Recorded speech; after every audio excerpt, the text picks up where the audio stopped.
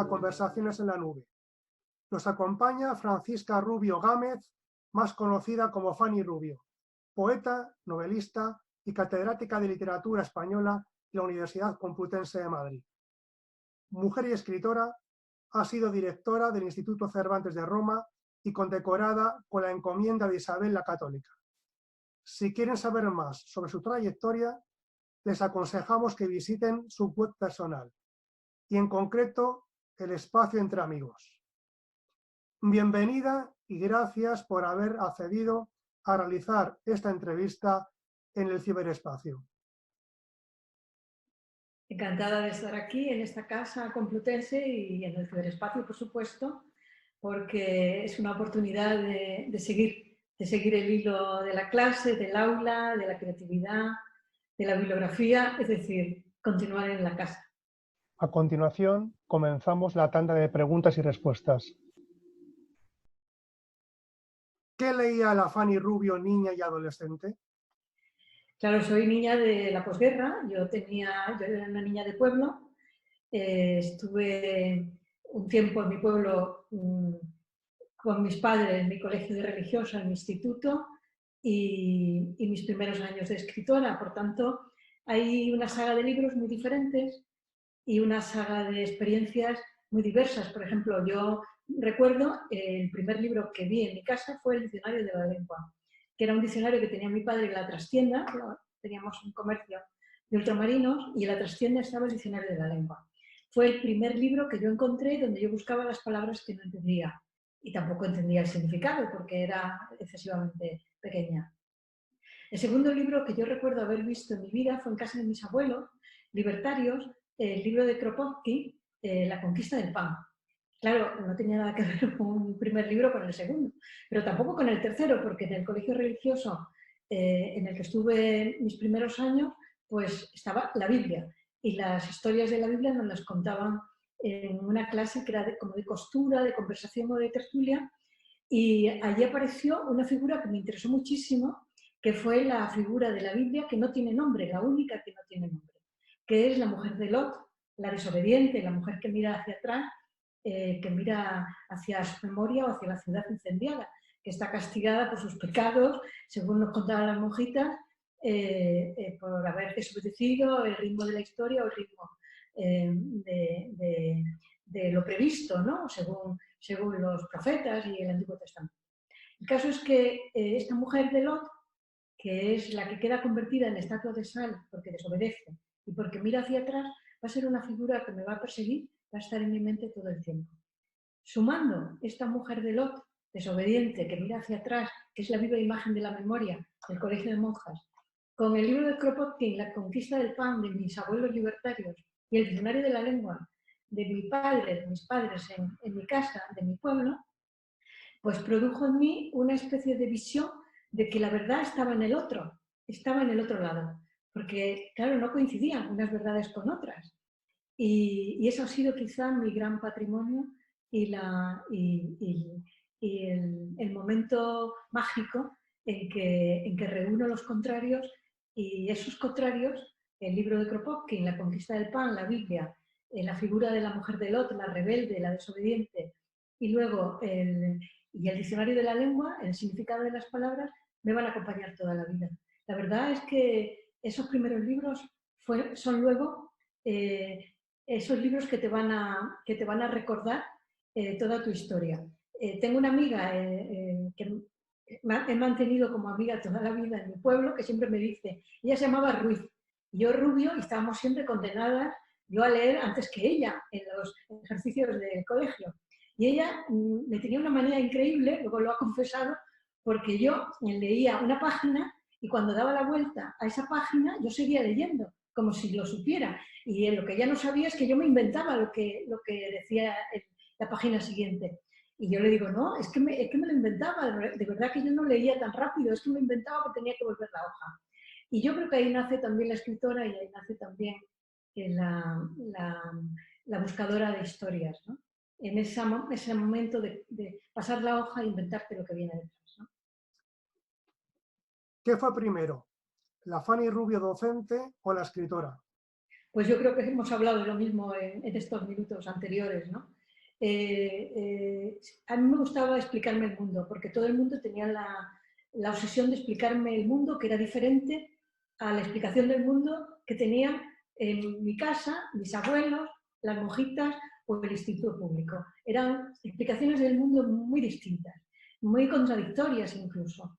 Pero me gustaba buscar esa interpretación en el otro lado del espejo. Y yo creo que la docente y la creadora disfruta pasándose del lado de la docencia al lado de la creatividad, porque los dos lados del espejo son importantes. No quedarte solo en la superficie, sino explorar en la zona de sombra que se marca en el espejo cuando no está iluminado. Y esa zona de sombra es la que busca el filólogo también, o la que busca el creador. ¿Qué hay ahí en esa parte que no te la han dado? ¿Dónde está el otro, no? La búsqueda del otro. Creo que la docente y la creadora nacen a la vez. Nacen a la vez. No hay una antes que otra. Sí que es verdad que el docente ayuda a entender lo que el creador a veces necesita interpretar o inventar. Y es curioso que cuando tú estás dando una clase, el momento mágico es cuando aparece un poema. Ese es el momento maravilloso de una clase. Los alumnos lo saben y yo lo interpreto en los alumnos cuando estamos con Juan Ramón Jiménez y estamos leyendo Espacio, ha llegado la hora, es el momento en que todos se levantan y de pronto se quedan pegados a la silla. Es cuando ves que el fondo del espejo ha reaccionado. ¿Qué 3 libros recomendaría para un mes de agosto en Madrid? Para un mes de agosto en Madrid, pues no puede ser un libro que haga pensar mucho, pero sí un libro fresco, pues podría ser, ya que hemos vivido el centenario del nacimiento de Gloria Fuertes, un libro de Gloria Fuertes como Poeta de Guardia, ¿no? Que es un título que representa todo lo que ha sido los poetas de posguerra, Poeta de Guardia. Pero también puede ser el herbario de Emily Dickinson, que acaba de salir, que donde habla de todas las florecillas que le gustaban a Dickinson, que se pasó la vida encerrado en su casa y mirando y vigilando su huerta y regando sus plantas, ¿no? Sus 400 especies de Emily Dickinson, el herbario que acaba de traducir Eva Gallú y que ha publicado Arpolibros. Pero también recomendaría Lluvia Fina de Luis Landero, que es uno de los mejores libros del año. Y a lo mejor, pues si quieren pues profundizar en algo más que no tenga edad, o que no tenga tiempo, que no tenga siglo, pues Memorias de Adriano de Marguerite Yourcenar podría ser. ¿Quiénes son sus referentes de la poesía y la narrativa contemporáneas? Claro, si están vivos son amigos, no puedo poner a unos delante de otros. Es una pregunta capciosa. Pero sí que puedo, porque es público y notorio, que yo me he vinculado espiritual y culturalmente y vitalmente a María Zambrano y a su historia. Porque muchas mujeres de la universidad y muchas creadoras nos identificamos con esa figura que ha padecido el exilio, que ha sido recuperada muy tarde, pero que también estuvo en las aulas universitarias como nosotras, que fue ayudante de Ortega y que ha trabajado entre la filosofía y la literatura, entre la filosofía y la poesía, y ha aportado aquello que recomendaba Unamuno siempre: piensa el sentimiento, siente el pensamiento. Que fue muy mal entendido porque Unamuno era un poco la figura seria, dramática, trágica, que no estaban en los programas de literatura, sino en los de filosofía. Y ahora, después de la película Unamuno, que lo ha hecho pues ser una figura muy accesible a todos, a todo tipo de públicos, vuelve a estar en las manos de los estudiantes su obra y esa frase que nos recomendó siempre: el sentimiento hay que pensarlo y el pensamiento hay que sentirlo. Y es lo que queremos hacer muchas veces dentro y fuera de la clase algunos de nosotros. Referente María Zambrano, referente Umbral, pues trabajar en Madrid, el Madrid más difícil, más doloroso, más ese paisaje dramático de posguerra que lo trabajó tanto Umbral como periodista, como cronista, como novelista. Y también otro referente sería Julio Uceda, que en las universidades americanas seguía creando y trabajando. Y gente de mi generación, pues Rosa Montero, Carmen Riera, Realmente de los maestros, pues Vargas Llosa, ¿no? He citado a Yurcenar, pero también a Alberti, pero también Montserrat Roig y también gente más joven o de mi generación, César Antonio Molina. Estoy muy a gusto con todos ellos, pero leyendo también a Octavio Paz, a Valente, a Hierro, en fin, no me hagas decir más nombres, porque son todos imprescindibles en mi biblioteca. ¿Comenzaremos a encontrar en las librerías a partir de ahora obras inspiradas en la situación actual? Toneladas, toneladas. Vamos a encontrar toneladas. Todo el mundo va a escribir su diario de confinamiento, todo el mundo va a escribir sus temores al virus, todo el mundo va a buscar todas las enciclopedias de las secuelas o no secuelas que va a tener el encerramiento de toda Europa, ¿no? Estremecida. Va a haber mucho voluntariado de la actualidad, pero yo creo que los libros que nos van a interesar más va a ser ese libro que está más al fondo en la librería, que no está en el escaparate ni en los primeros 7 pasos, que dice que vamos a recorrer 7 pasos y luego nos volvemos a la calle. En esos 7 pasos es donde el mercado pone sus títulos cebo. Va a haber, repito, mucho voluntariado de la actualidad, pero creo que hay que buscar la trastienda. Como siempre hemos buscado en las trastiendas los libros que más nos han impactado, más al fondo, más al fondo. ¿Tiene sexo la literatura? La literatura tiene todos los sexos. Es decir, no solo el sexo de quien escribe o el sexo de los personajes que desfilan por ese libro. El sexo de la literatura es soñar todos los sexos. El sexo de la regenta era femenino y, sin embargo, el autor era Leopoldo Alas, ¿no? Lo importante es saber cómo se sienten los personajes, identificarte con ellos, saber que en el otro estás tú, no estás tú en ti. Ahora que vivimos esta apoteosis del yo, que es algo ya que la sociedad de consumo aprovecha, pues en el otro estás tú, siempre estás tú. Y el sexo es de quien estás buscando, sea hombre, mujer o medio pensionista, o todos los sexos están en la literatura. ¿Dónde se refugia Fanny Rubio para escribir? Hubo una época que yo buscaba sitios para escribir, por ejemplo en Ávila, en las Navas del Marqués, pasé 10 años y realmente escribí quizá el libro en el que más me entregué, que fue El Dios Dormido. Justamente hoy, Viernes Santo, es el personaje Magdalena el que protagoniza, ¿no? el final de nuestra Semana Santa, es la que protagoniza esa entrada en los museos, es la figura de la que yo he heredado el pelo un poco rojo, ¿no? Y esa persona que encarna el duelo, palabra que asusta mucho, incluso en las épocas más dolorosas. El duelo, que es una figura literaria maravillosa, no porque nos guste vivir el duelo, sino porque realiza la catarsis, no solo de la persona, sino también de la sociedad. Magdalena encarna el duelo. Yo me refugié en Ávila para escribir la novela del duelo encarnada en María Magdalena. Tardé 10 años en dejar Ávila y cerrar la novela y publicarla. Fue Ávila el lugar escogido, pero también Linares, en mi pueblo, he escrito muchos libros, y Madrid, mi despacho, o Alemania, Europa, pero el lugar ideal para escribir es mi memoria. Ese es mi lugar, ese es mi espacio. Y donde va mi memoria, va mi escritura, va mi persona, va mi interés. El lugar es la memoria.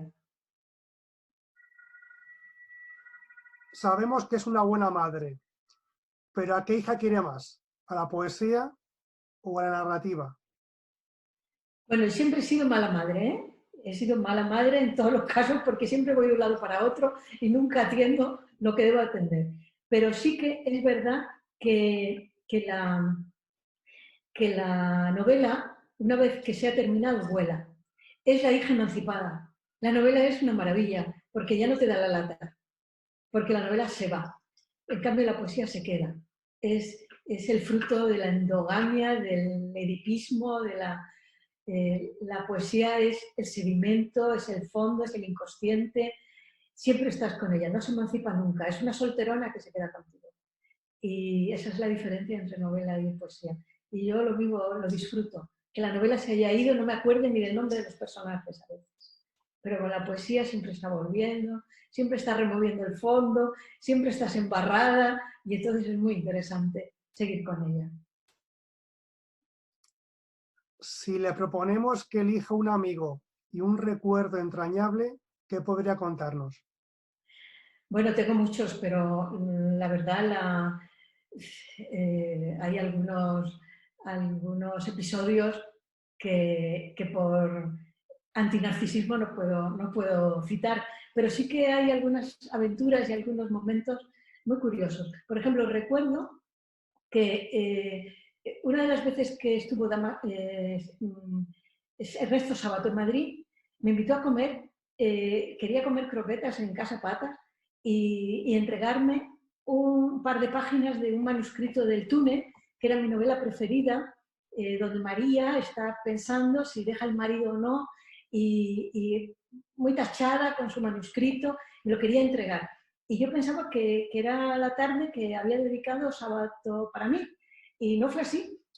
Cuando terminamos en Casa Patas, me entrega el discurso de María, tachado, me lo entrega, le doy las gracias y me agarra la mano y dice, querida, quiero ir a declarar a la Audiencia Nacional contra la Junta Militar Argentina. Yo me quedé helada. Y digo, pero Sábato, pero ¿qué cosas me estás diciendo? Que es 31 de julio, que se ha marchado todo el mundo de Madrid, que no vas a encontrar a nadie. Yo quiero, vamos a tomar un taxi, que quiero declarar en la Audiencia Nacional contra la Junta Militar Argentina. Entonces me metió en un taxi y nos fuimos a la cafetería Río Frío, porque la Audiencia Nacional no nos dejaron pasar. Y en la cafetería Río Frío le dije, pero don Ernesto, ¿sabe usted que no hay nadie en la Audiencia Nacional ni en ninguna parte? Están todos de vacaciones o en los cursos de verano del Escorial. Dijo, pues llame a los cursos de verano del Escorial. Y llamamos a los cursos de verano del Escorial y estaba todo. El abogado Eslepoy, el fiscal de la causa, y dijeron, ¿qué Sábato quiere declarar? Vinieron todos en un coche, nos recogieron en Río Frío. Yo me quedé, claro, en Río Frío y Sábato fue maravillosamente andando hacia la Audiencia Nacional ante el juzgado de Garzón a declarar contra la Junta Militar Argentina.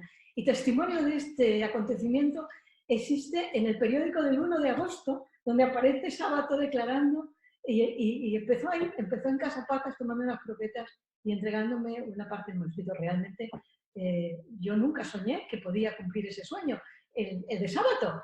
Y ahí cumplimos los sueños todos, yo con Sábato en su manuscrito y Sábato declarando contra la Junta Militar Argentina. Y siempre hubo un periodista que sacó la foto de ese momento en el 1 de agosto del 97. Impresionante, ¿verdad? Pero ese es uno de los momentos más interesantes, la verdad. Hay otros, la visita al Valle de los Caídos con Juan Goytisolo y su traductora del turco, porque no había visto nunca ese monumento y los Goytisolo perdieron a su madre en un bombardeo en la ciudad de Barcelona y quería ajustar las cuentas con ese lugar y no permitió que fuéramos a su paso, él iba adelante como el pariente del duelo y nosotros detrás, la traductora de turco y yo, y sí fue otro momento muy emocionante compartido con Juan Goytisolo. Y hay más momentos, con Gloria Fuertes en la cárcel de Carabanchel, juzgando un premio literario y Gloria entre los presos no se quería marchar, hasta que los presos cantaron el himno a la libertad de la Bordeta y entonces ya Gloria se despidió de ellos. También fue un momento precioso. ¿Con qué autor vivo coescribiría un poemario o una novela?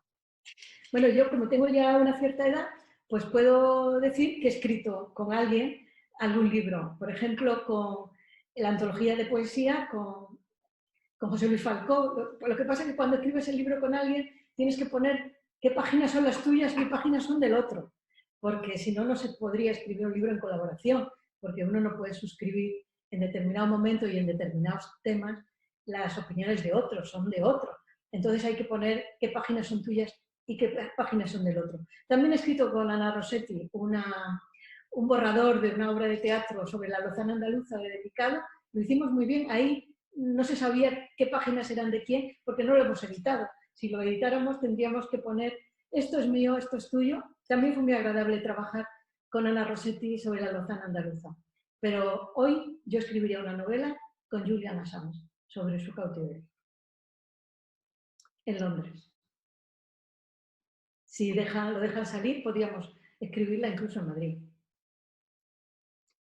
¿Con qué autor muerto coescribiría un poemario o una novela? Pues, ¿con qué autor muerto?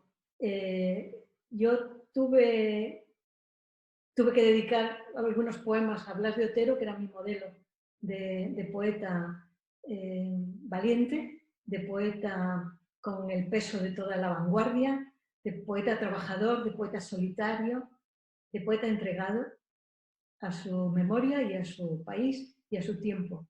Sí, Blas de Otero sería una de esas figuras, ¿no? Pero también Yurcenar, porque Memorias de Adriano me acompañó mucho cuando escribí El Dios dormido. Cada vez que yo quería tirar los folios por la ventana, iba a Memorias de Adriano, donde ella me dijo, estuve 30 años con esta novela. Vamos, nos dijo en sus notas, porque yo no la conocí. Pero Yurcenar estuvo 30 años con una novela.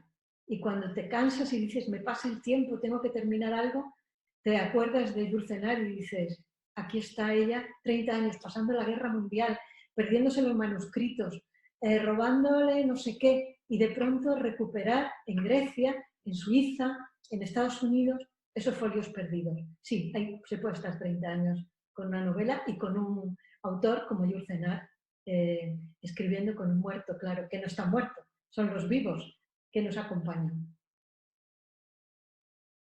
¿Con qué tres personajes femeninos de la ficción literaria se siente identificada Fanny Rubio? Claro, he citado a Magdalena, no es un personaje de la literatura, pero si entendemos que el Evangelio tiene también procesos narrativos muy interesantes, se puede leer como novela. Y un personaje de ese Evangelio es Magdalena. María Magdalena, que no tiene nada que ver ni con la prostituta, ni con la pecadora arrepentida, es más bien una enferma psicosomática. Lo han mostrado y lo han demostrado investigadores, y es la figura literaria que antes o después quedará siendo reivindicada por las autoridades eclesiásticas, porque el silencio que hay sobre María Magdalena es injusto. Como lo hubo con Judas, que ha salido también del agujero porque lo han rescatado, no fue tampoco el traidor, ni fue tampoco el más impresentable del Evangelio, sino todo lo contrario. El caso, bueno, yo no me voy a meter en teología porque no es mi terreno, pero sí que Magdalena sería una de esas figuras. Dorotea del Quijote, que es la mujer libre que camina toda la noche por Sierra Morena buscando al novio, al amor que no ha cumplido su palabra, y que es bellísima, que es la representante en la tierra del sueño de Don Quijote, que es Dulcinea. Dorotea es esa mujer emancipada que entiende de economía, que arregla su casa, que sabe, que es lectora, pero que va disfrazada de hombre por la sierra porque no está permitido que vayan las mujeres vestidas a la vieja usanza porque pueden ser violadas. Incluso ella, que va acompañada de un criado, hay un momento que el criado quiere sobrepasar, entonces le pega un tortazo que el criado se cae por un terraplén de Sierra Morena. No sabemos si el criado vuelve o no vuelve.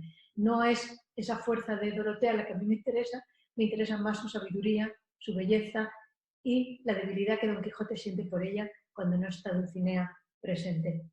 Y la tercera sería María de Carmen de Burgos, que es una de sus primeros escritos narrativos en los que Carmen de Burgos, la periodista, la cronista de guerra, la gran mujer defensora del divorcio, la emancipada de los años 20, que de pronto crea esta figura de María, que es una mujer que llega a mi estación, a la de mi pueblo, a Linares Baeza, y al ver el trabajo de las minas y al ver la diferencia de las clases sociales en la ciudad, se convierte de pronto en la María utópica, y el ofrecimiento que le hace el marqués, viejo amigo de la infancia, se queda en el andén de la estación porque ella se monta en el tren y sigue sola hacia Madrid. Esa María me gusta y es escrita por una periodista, mujer emancipada, como lo fue antes Emilia Paz de Bazán y lo fueron otras mujeres, que recobra la conciencia política como en las mujeres actuales, pero es en los años 20 y 30. ¿Fanny Rubio se va de tertulia los fines de semana? Yo la tertulia la consigo a los 40 minutos de clase en mi aula. Es el momento de relajar un poco el ambiente los jueves y los viernes, de 12:30 a 14:30. Es el momento en que ves que ya están un poco cansados, que ya mueven la cabeza, porque son clases de 2 horas, y a los 40 minutos es el momento de la tertulia. Y entonces aparece el texto literario, aparece comentario de las películas que ven, empiezo a hacer ensayo a ver si me sé sus nombres o no, y ese es el momento ideal de la clase. Cuando hacemos la tertulia en clase, en el aula, a los 40 minutos siempre. Y la tertulia puede surgir en cualquier momento, en cualquier ciudad y cualquier día de la semana. No quiero dejar un día fijo de tertulia. A veces se pasan semanas y no hay tertulia, pero la tertulia tiene que surgir espontánea, no puede programarse. ¿Está más necesitada la sociedad de la literatura o al revés? La sociedad necesita la reflexión de las palabras, necesita la crónica de la realidad que hace la literatura y necesita también la búsqueda en la sombra de esas zonas oscuras que la sociedad tiene. La sociedad es la que necesita la literatura, porque la literatura tiene a la sociedad, tiene el concepto de realidad, toma tierra con la sociedad, padece la sociedad, la goza, pero tiene que trabajar luego, cuando la sociedad duerme, la literatura tiene que trabajar en las zonas oscuras. Es la literatura la que necesita la sociedad. Recuerdo un médico haciendo una ecografía que me dijo: ustedes, los filólogos, me dan envidia, porque nosotros arreglamos el cuerpo, pero ustedes colocan las cabezas. Y dije, bueno, vengas a mi clase y dígaselo a mis alumnos, por favor. Pero sí, yo creo que la literatura coloca las cabezas, coloca las emociones, produce el ajuste de los tiempos, no tiene el concepto de tiempo en línea recta como tienen los historiadores. El tiempo nuestro es curvo, están todos los tiempos en el instante, y es muy interesante cuando mandas en clase que hagan una cronología y al día siguiente, cuando han hecho la cronología los alumnos del siglo XIX al XX, algunos vienen un poco impactados por lo que han leído en la cronología. Una de las cosas que ven es cómo entre la muerte de Prim y la de Dato en el año 23, de 1870 a 1923, han muerto, y luego un poquito más adelante con Carrero Blanco, o han matado a tantos presidentes de gobierno. ¿Cómo es posible? ¿Qué cosas ocurren? Y ves que la historia se repite si no lees libros. Léete los episodios nacionales de Galdós, que ahí viene toda la historia que vamos a vivir en el futuro. Ese es el ajuste con la sociedad que tiene la literatura. Que la literatura va adelante. Por eso es importante que la sociedad la tenga en cuenta, porque ahí está su futuro, en los libros de los escritores y en la proyección de los poetas. Para finalizar, le proponemos que nos lea un fragmento de una obra de autoría propia.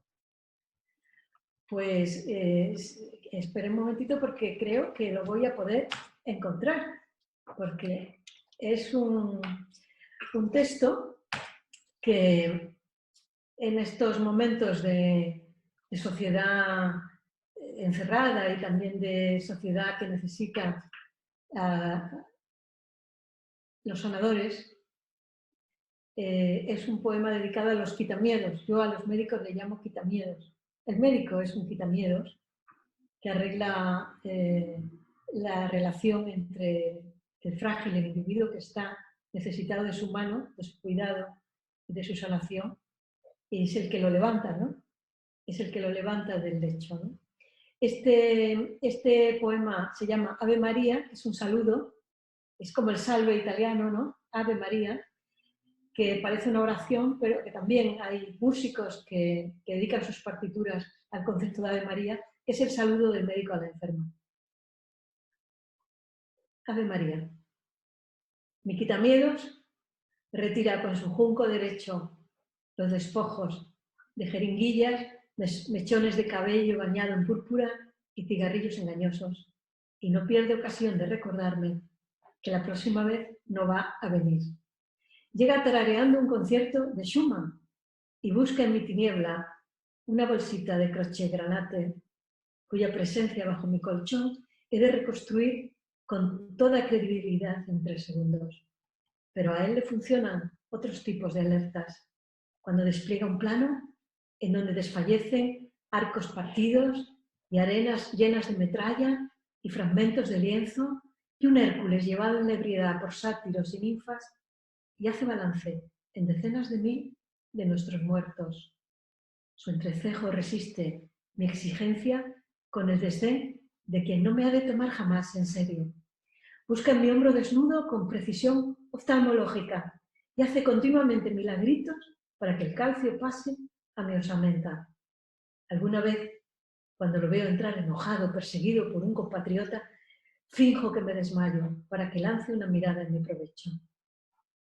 Enseguida murmuro que en 24 horas abandonaré el campo en el que esconde sus compañeros naderíes hasta ganarle un pleito por la dorada picadura, y antes de que me diga que se marcha, hago un esfuerzo por perder los estribos al escuchar que ordena a la enfermera que no me dé en adelante fuego. Después de estos sucesos, mi quitamiedos mulle la almohada con sus guantes de plumas.